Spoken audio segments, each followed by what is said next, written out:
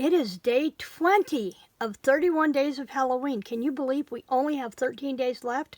Hi, this is Kelly with Kelly's Creative Dream Studios.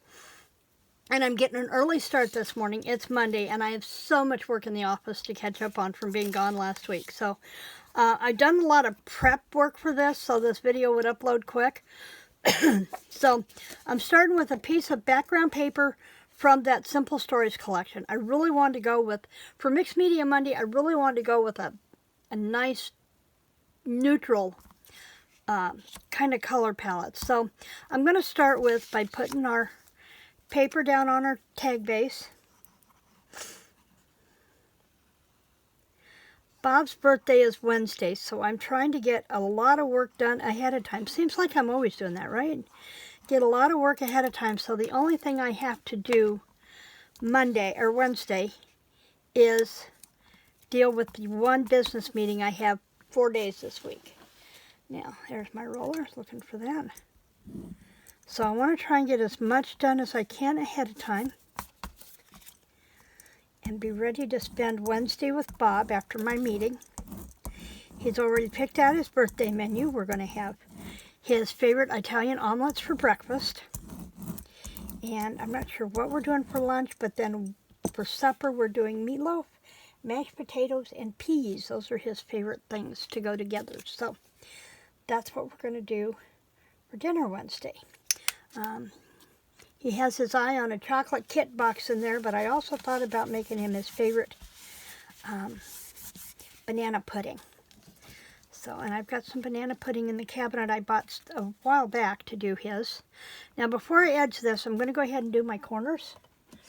And if you missed it yesterday, I did put the link to these in yesterday's video. I had failed to do that earlier in the week, but they are there now. There are two sizes to this corner detailer. I went with this size because it was the same size as Tim Holtz's big tag dies, which is what we were using. And we're going to be using more of Tim Holtz's tag dies in a future video for this. I was inspired by one I saw on Pinterest yesterday. And I've been wanting to do a multi-tag tag. So we're going to get that done later in this, before we're finished with this series. Now I got to pick up my garbage over here. I picked that piece up 3 times, put it in the cup, and all 3 times it fell back out. Okay, there we go.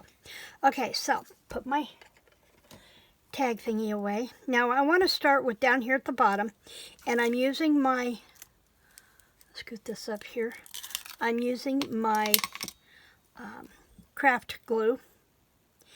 And because I want to go right along this edge, I'm going to try and be, I want to put a little bit of this underneath, because the best way to do edges with this, instead of going this way, is go this way. Go down this way, you're ensure that you're getting all the way to that edge. Just like that, okay? And I'm using a piece of that fabric, and I have frazzled it. And if you don't know what a frazzle is when you take and you pull the fibers off. And you pull these off until you get the right depth of frazzle edge that you want on your fabric. They were a big thing in scrapbooking about 20 years ago, and then they went by the wayside. I plan on putting frazzles in my Etsy shop. So I'm going to put that right there at the bottom. And I've also double stacked a button, and I've laced the orange one with black thread, and I did it on a crisscross. So it kind of had that stitched look in the eyes. So I'm going to put that right there. And now we can move this because we're not dusting the edge anymore. And I have a spot up here on my shelf where I keep all of my contact paper edges. Okay, the next thing I decided to do is we're going to use a couple pieces of cheesecloth. Now instead of just doing one, I went with 2 separate pieces. And I'm just going to put a daub here, because I don't want to totally glue this down. I just want it to have a spot, okay? And then I took a piece of corrugated cardboard. Now this was cut from a roll of bulletin board thing that I got off of clearance at Hobby Lobby. I will never have to tear cardboard again to get that graded look. All I got to do is cut me a snip. And I've wound this piece with multiple times with black twine, or black baker's twine, because I wanted, and I'm probably going to trim those off a little bit, but I wanted some hanging down. Yeah, they're going to need to trim just a little bit. I just want them to hang just below the cardboard, not all the way crazy. Oops, I put that in my coffee. Okay, and so then I'm going to do the same thing. I'm going to use some of my glue, my crafter's glue, because it will hold stronger, longer, and faster. And I'm going to spread a little bit more on this one because I want this one to really be anchored. Just like that. And we're going to put it right there. And before I go any further, I want to pull my strings down so that they will hang below. And then I have cut this witch from Boo Night, which was a stamp set I got at Recollections at Michael's. And yesterday we used this. I should have used Bewitching for my sentiment, but I really wanted the Happy Halloween on here. So to take away from the stark whiteness, I'm going to go around the edge of her just a little bit. I thought about coloring her face green, but you know, as a witch, I really get tired of people stereotyping that witches have green faces. We are not necessarily the Wizard of Oz kind of witch. It's kind of like referring to things, you know, other people that cause disturbances, calling them Karen. I really wish people would think about the fact that if your name was, if they were using your name, would you want them to be doing that? Now, I think I'm going to bring this one up a little bit. So I have dimensionals here, sitting sideways. And I'm just going to put one, I think, right there in the center. Yeah, so next time you say she's a Karen, stop and think. Would you want them to say she's a Sue or she's a Barbara? Okay, we're going to put her right there. And then I have, where I frazzled this fabric off, I have the strings. And I'm going to run a strip right across there. Not a lot, just enough to kind of anchor that string in place.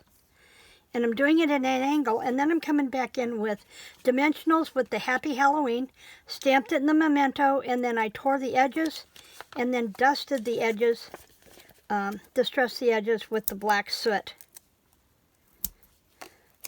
It gives them a shadow. It doesn't necessarily hide the white, but it does give them a shadow without having to matte them on another color. So if you don't want to matte something, just distress the edges.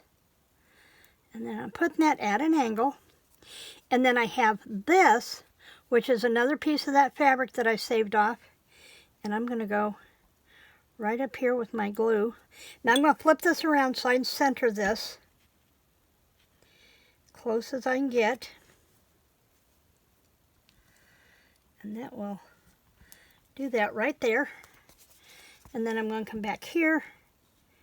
And I'm going to dust this.